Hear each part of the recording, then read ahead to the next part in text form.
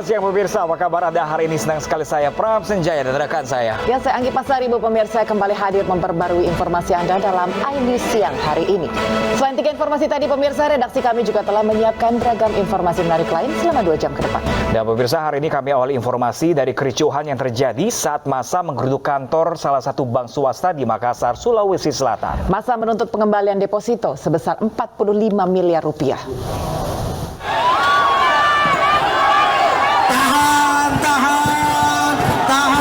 Suasana memanas di salah satu kantor cabang bank swasta di Jalan Jenderal Sudirman, Makassar. Massa bentrok dengan petugas keamanan sambil mendobrak pagar, berupaya menerobos masuk ke dalam kantor. Massa demonstran yang tergabung dalam Aliansi Solidaritas Masyarakat Anti Kejahatan Bank menggeruduk kantor bank menuntut pengembalian uang salah satu nasabah. Kericuan mereda setelah perwakilan bank bersedia menemui para pengunjuk rasa dan berjanji akan menyampaikan aspirasi mereka ke kantor pusat bank di Jakarta.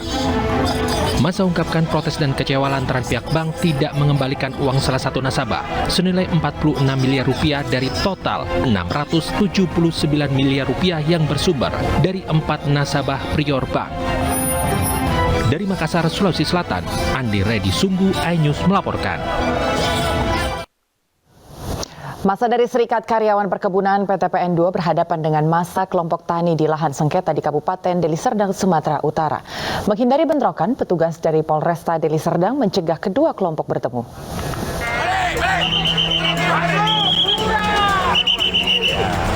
Karyawan PTPN 2 melakukan orasi saat aset perusahaan di Desa Penara Kebun, Kecamatan Tanjung Morawa seluas 533 hektar yang diukur ulang Pengadilan Negeri Deli Serdang bersama BPN.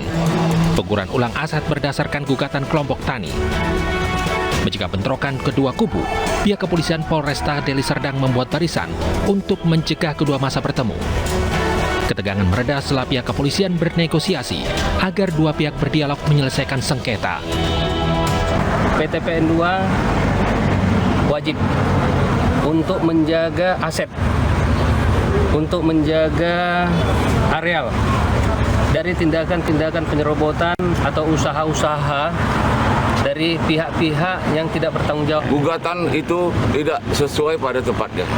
Karena kami melihat bahwa di gugatan yang dilancarkan oleh saudara kami CS, yaitu bahwa areal ini adalah areal ex PTP 9.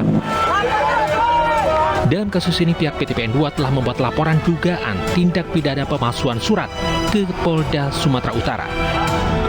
Dari Deli Serdang, Sumatera Utara, Amiruddin, iNews melaporkan. Ya, pemirsa, penertiban bangunan liar di lapangan Gajah Mada Medan berakhir ricuh. Ahli waris menolak upaya penertiban yang dilakukan petugas gabungan.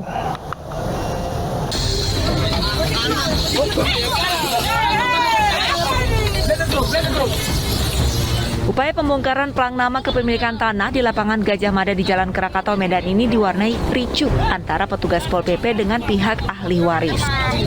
Pihak ahli waris tidak terima pelang kepemilikan nama atas tanah dibongkar petugas. Tak hanya mencopot pelang nama, petugas juga membongkar bangunan semi permanen yang berdiri di atas tanah seluas 72.000 meter ini. Pihak ahli waris mengaku tanah ini adalah warisan seperti yang telah diputuskan oleh Mahkamah Agung. Ini Pak, putusan Mahkamah Agung tidak dihargai. Putusan Menteri Dalam Negeri rekomendasi tidak dihargai. Putusan sita eksekusi dari pengadilan tidak dihargai. Dan rekomendasi DPRD Kota Medan juga tidak dihargai.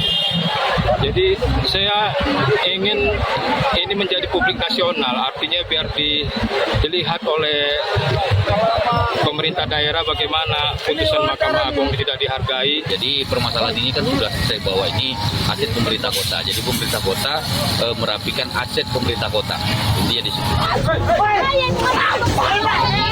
Pihak pemerintah Kota Medan mengaku tanah seluas 72.000 meter ini akan ditertibkan untuk dijadikan sarana pelaksanaan ibadah pada perayaan Idul Adha. Dari Medan, Sumatera Utara, Ahmad Ridwan Nasution, iNews melaporkan. Pemirsa, diduga kurang konsentrasi saat mengemudi, sebuah minibus yang dikendarai wanita parubaya menabrak 3 kendaraan lain di Senayan, Jakarta Pusat. Kencangnya hantaman membuat minibus terpental ke area Taman Penghijauan Jalan.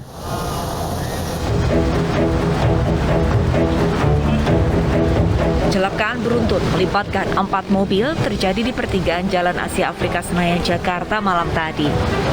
Kondisi 2 mobil ringsek, sementara 2 kendaraan lain sudah dievakuasi. Kencangnya hantaman bahkan membuat sebagian badan mobil naik ke area taman jalan. Kecelakaan bermula saat 3 mobil melaju dari arah Jalan Gatot Subroto menuju Jalan Lapangan Tembak berhenti di lampu merah Jalan Asia Afrika.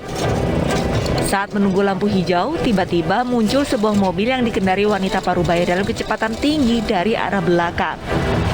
Bukannya mengerem, sang pengemudi justru menabrak mobil di depannya hingga benturan secara bertahap. Diduga sang pengemudi kehilangan konsentrasi.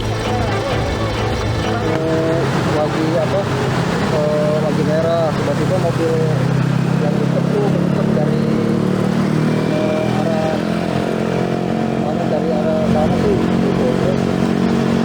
Terus ada berapa mobil tiba-tiba hantem aja nabrak gitu. Suaranya keras bang itu bang ya? Wah, kenceng banget sih. Kondisi mobilnya sendiri gimana bang?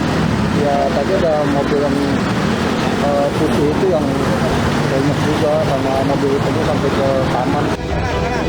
Meski 2 dari 4 kendaraan yang terlibat kecelakaan rusak cukup parah, tidak ada korban jiwa walaupun 2 dari 4 kendaraan yang terlibat kecelakaan rusak cukup parah. Guna kepentingan penyelidikan, seluruh kendaraan dievakuasi petugas ke Ditlantas Polda Metro Jaya.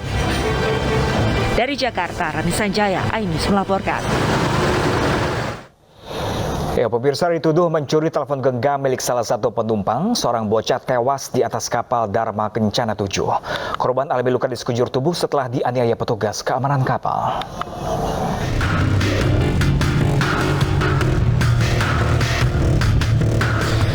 Tim forensik Bitdokes Polda Sulsel mengevakuasi jasad bocah berusia 12 tahun yang ditemukan tewas di dalam kapal Dharma Kencana 7. Di tubuh korban ditemukan luka memar di seluruh bagian tubuhnya, termasuk wajah dan kepala. Korban merupakan anak dari salah satu penumpang kapal dari Surabaya menuju Manado. Ibu korban mengaku anaknya tewas diduga dianiaya oleh petugas keamanan kapal saat perjalanan menuju Pelabuhan Soekarno-Hatta, Makassar. Kenapa bisa mati, Bu? Itu kan disiksa, Mas. Itu kan dia sempat lari ya. Itu HP di mana? Udah nggak sama saya, mah. Udah dibuang. Kok dibuang HP-nya? Itu buat apa kamu ambil? Saya lihat-lihat doang, terus itu saya jalan keluar saya buang, katanya. Begitu penjelasannya dia. Jasad bocah 12 tahun yang tewas kini berada di Rumah Sakit Polri Bayangkara, Makassar untuk diotopsi. Kasus ini masih ditangani oleh Mapolres Pelabuhan Makassar, Sulawesi Selatan. Dari Makassar, Leo Muhammad, iNews melaporkan. Sementara itu pemirsa, di Medan, Sumatera Utara, seorang pemuda babak belur dihajar warga setelah ketahuan mencuri telepon genggam warga yang ada di dashboard motor. Beruntungnya nyawa pelaku diselamatkan dari amukan warga.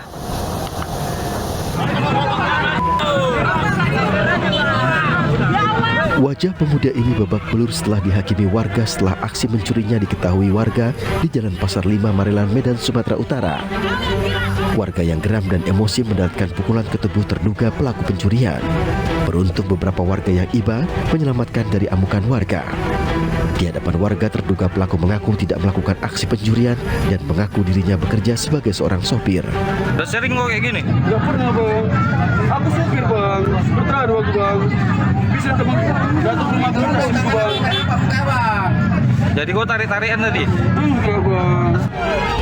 Anggota Babin Kamtipmas Polsek Medan Labuhan yang tiba di lokasi langsung membawa terduga pelaku dari kerumunan warga. Korban bersama terduga pelaku pencurian telah menjalani pemeriksaan di Polsek Medan Labuhan.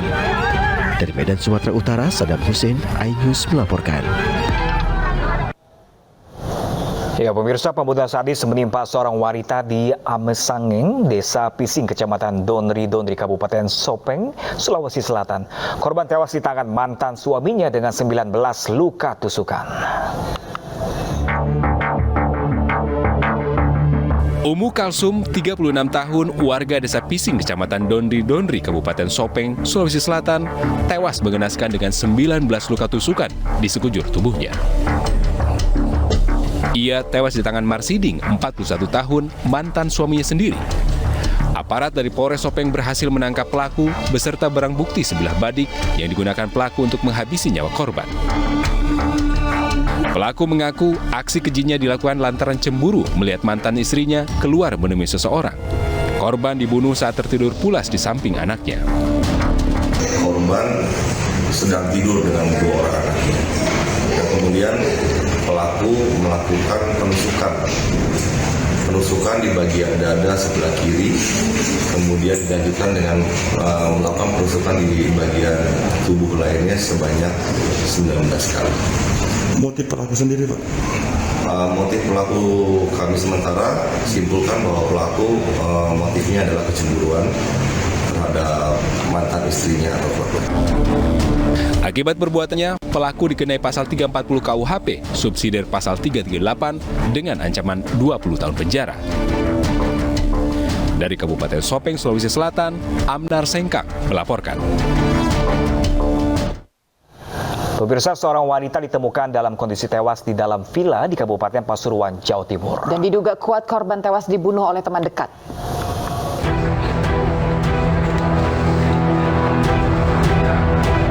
Warga Gang Keramat lingkungan Tretes Prigen Kabupaten Pasuruan, Jawa Timur dikejutkan dengan tewasnya korban di dalam villa. Korban ditemukan dalam kondisi tewas di dalam bak mandi kamar penginapan villa dengan posisi kepala di bawah dan kaki di atas. Hasil olah TKP, identitas korban diketahui bernama Rusiana, warga desa Gunung Gangsir, Kecamatan Beji, Kabupaten Pasuruan. Menurut keterangan warga, korban bersama kekasihnya menyewa penginapan villa dengan mengendarai minibus. Namun saat korban ditemukan tewas, kekasihnya telah menghilang. Gimana? Villa. Ya, terus itu nyewa pasangan suami istri. Ya. Terus akhirnya suami istri ke oh, akhirnya yang istri meninggal. Untuk kepentingan penyelidikan, jenazah korban dilarikan ke Rumah Sakit Pusdikasum, Porong, Kabupaten Pasuruan guna kepentingan otopsi. Dari Pasuruan, Jawa Timur, Jaka Samudra, Ainus melaporkan. Pemerintah Provinsi DKI Jakarta mencabut izin usaha semua outlet Holy Wings. Ya, informasinya akan kami hadirkan usai jeda, pemirsa, tetap bersama kami.